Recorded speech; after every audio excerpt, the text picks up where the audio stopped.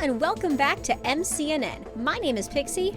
And I'm Lyric. Initially, this newscast was created to report on the MCY Tiebler Sexy Man poll, but recently our horizons have broadened to reporting on the new Limited Life series. We'd prefer if they stop broadening around here. Our goal each week is to present to you a summary of what terrible crimes happened in that 3-hour block, covering any interesting plans, traps, or goofs in rough chronological order. We want to do the groundwork, so if someone has school, work, or just wants to devote their week to watching one perspective and turning it into a musical number, they can do that without missing anything huge. We aren't a real news program, but we sure like to play one on TV, and our style reflects that. You may watch other summary projects, like the Hermitcraft Recap, which summarize events by person or group. Unlike them, we'll be covering events in roughly chronological order. This suits the chaotic flow of the Life series better, but that does involve a lot of work. If any viewers want to help with timeline generation or video transcription, even for a single POV, please reach out. With all that said, what are our top stories for tonight, Lyric? We're back in the latest Life series that started March 3rd, 2023, with 14 familiar faces. While attempts to ritually summon Season 2 players Mumbo and Lizzie back to the series failed, fan favorite Skizzleman has returned after missing the Double Life series last year. The universe giveth and it taketh away. For the first time, Life series veteran Rendog will not be joining this season. Lost dog posters are proliferating across social media. Our sources have confirmed that he has in fact been sent to a TCG arena upstate. One additional POV note. Beatups will not be recording his own perspective due to the time commitment required to edit down 3 hours of footage, so anytime he's off screen, your guess is as good as canon on what he's up to. In exciting news, this marks the first time we've seen a map with significant access to an ocean, and a warm ocean at that. Finally, we've gained access to the main thing this fandom was missing: water symbolism. Alright, it's time to dive into what actually happened over those 2.5 hours, starting with Grian explaining the premise for the season. Welcome to Limited Life, where we have 24 hours to live. 14 people are battling to be the last one standing. And in this series, you are green when you are above 16 hours, yellow when above 8 hours, and red when you are above 0. Every time you die, you lose 1 hour of time. And if you successfully kill someone, you gain 30 minutes. Yellows can attack greens, and of course when you turn red, you become hostile and can attack anyone. And of course, if you run out of time, you are eliminated from the series. There's a few more surprises in store, so let's get started. With the rules explained, the 14 lifers scattered to the winds. Jimmy Solidarity wandered off alone to collect potential sources for monopolizing, while Grian was more interested in seeing if the chance card Jimmy drew would read "Do not pass go directly to permadeath." But while some players forged their own paths, others chose to team up right from the start. Scar, Cleo, and Beatubs formed a group called the Clockers, where they proceeded to get wood and get weird.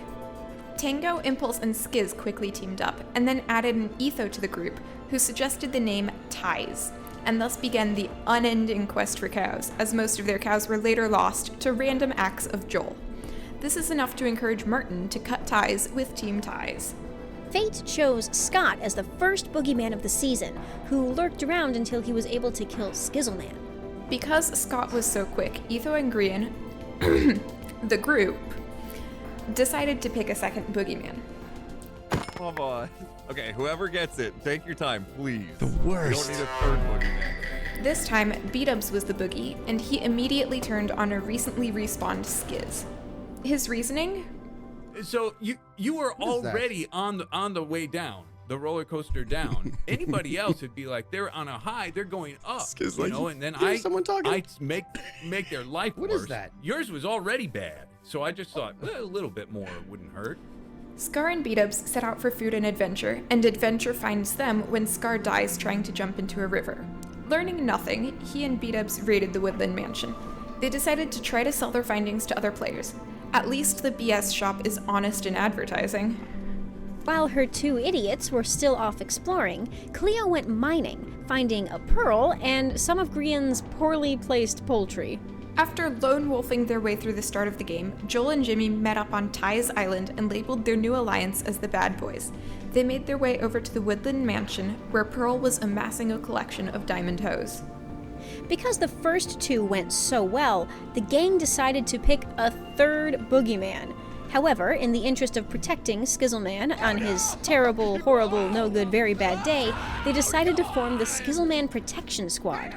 New member, Martin, demonstrated incredible self-control by not immediately boogie-killing Skizz, allowing the group to disperse between the Nether and a bargain with Scar. We're still not sure who got the better end of that deal. Scar and Beat-Ups took Pearl and Scott for a ride near some creepers, which goes slightly better than you'd expect from that crew.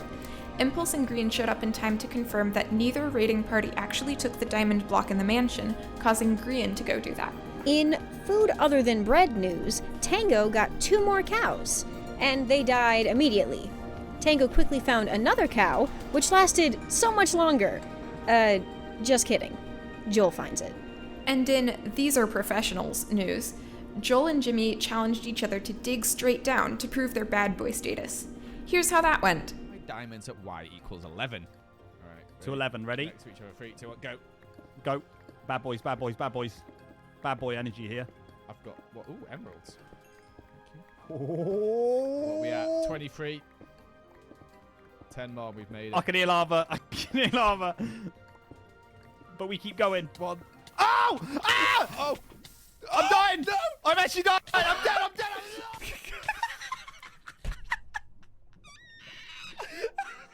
Getting back to their feet, the bad boys went to intimidate Martin before terrorizing Ty's Island. Joel saw another cow, and I think we can all see where this was going. While running away, Jimmy apologized to his former soulmate after punching him out of the way. The concentration of bad in the bad boys does not seem to be evenly distributed. Scar pitched setting up on the Spawn Mountain. Pearl supports the idea, and Scott suggests a way to monetize it. Cleo returns to the mountain with iron galore. Pearl and Bigby formally decide to team up, which is a completely reasonable decision, given the existing group choices were Group of Dads, Chaotic Cringe Fail, I Would Kill You for 1 clock, and former/current Boogeyman. Pearl tamed Froggy the cat, and together she and Bigby formed the Nosy Neighbors, who were soon after visited by Etho. Bigby decided to pretend to be the boogeyman, utilizing a narrative device called dramatic irony. In the spirit of poor decisions, Joel started building on the mansion, which was both flammable and due to reset due to generating without illagers. Grian, impressed by this display of genius, joined the bad boys. While the other bad boys were away, Jimmy received a gift from Scott in the form of a bucket of pufferfish, the pufferish of peace. This makes the 4th time Scott has begun a life series with a gift for his former teammate. Scar declared the Clocker's home Secure Mountain and Insecure Mountain, both of which can't possibly be true. I'm crossing my fingers that he uses those naming skills for his own team, to pick something a bit less like a linguistic banana peel waiting to cause a Freudian slip. Scott arrived to trade a golden apple with Scar, and B-dubs decided their horses deserved only the best. Then Martin appeared, and Scar ironically tried to pitch becoming a hitman to the only person who could possibly do the job. Martin said nothing as Cleo got creepered. B-dubs declared Cleo Mom after she insisted he and Scar wear clothes, which does seem like a thing most people would insist on. Cleo has never seen an opportunity for arson they didn't like, and Scar gave her one in the form of the Woodland Mansion. For more on the fire, we go now to our field reporter. I'm currently standing outside the remains of Bad Boy Manor, where things are really heating up. After a member of the Bad Boys taunted GoodTimeWithScar, a move which has historically gone poorly, tragedy struck and the Woodland Mansion went up in flames. With little sign of the fire going out anytime soon, we can only assume the mansion being replaced next session will simply give this wildfire more wood to burn through. We've heard from an anonymous source that it was not, in fact, Scar who started the fire, but his teammate ZombieCleo. Cleo has wisely been unavailable for comment on the matter. Scott, Jimmy, and Martin were all present at the start of the fire, with Joel and Grian joining later. But despite their best attempts to douse the flames, water bucket clutches are not particularly effective at firefighting. Following the incident, the Bad Boys most decidedly became the Sad Boys. But knowing who the team members are, we can only assume next week might see some revenge from the mad boys of the server against the arsonists who, allegedly, incinerated their home. Back to you. Thank you, Salem. While the fire took no lives, in another part of the map, a wayward creeper managed to take 2. Imp and Skiz. It opens up, dude. Huge. Oh, cave. huge ravine. That's death trap right there too. Oh, it's no problem. I feel like a creeper's gonna fall on my head. You're gonna put a little. No. You're gonna. Scar also used the fire and the newly respawned audience to declare the Clocker's home Entertainment Mountain, the best place on the server to watch your friends die. Scott showed up and asked who burned the mansion, and Pearl sold out Cleo to her former soulmate. Etho attacked Martin with the pufferfish as a joke. Martin tried to lava Skiz as a joke, then tried less subtly to blow up Ties. Not a joke. No one died except for the cows, which would normally be preferred, but at this point Ties would really rather have the cows. Clockers visited the mansion, and Grian blamed Scar for the fire, because confirmation bias is a hell of a thing. Pearl and Bigby started to set up a place to live. Martin, on the run from his failed TNT kill on Ties, ran up with the sketchiest body language possible in Minecraft and killed Bigby after a short chat. He paid a diamond as an apology and then walked off to, and died down, the straight vertical hole Etho dug at the beginning of the episode. If Minecraft isn't supposed to have circles, what's with all these cyclical narratives? As of the end of the session, most players have diamonds and basic gear, and are looking at building out their bases next session. 21.5 hours remain on average, but some players ended the week above or below EST, that's Etho Standard Time. To review where everyone stands, and who will see dip below yellow and get to kill this Friday, here's Joju. Thanks, Lyric. Since this session lasted 2.5 hours, the normal amount of time to have left at this point would be 21 hours and 30 minutes. Of course, as any fan of the Life SMP knows, these creators are anything but normal. Only 5 of the 14 players have that amount of time left, with most coming in at an hour less. The big exceptions are Scott and B-Dubs, each with an additional hour at 22 hours and 30 minutes left. Interestingly, both got the same amount of time in the same way, killing Skizzleman.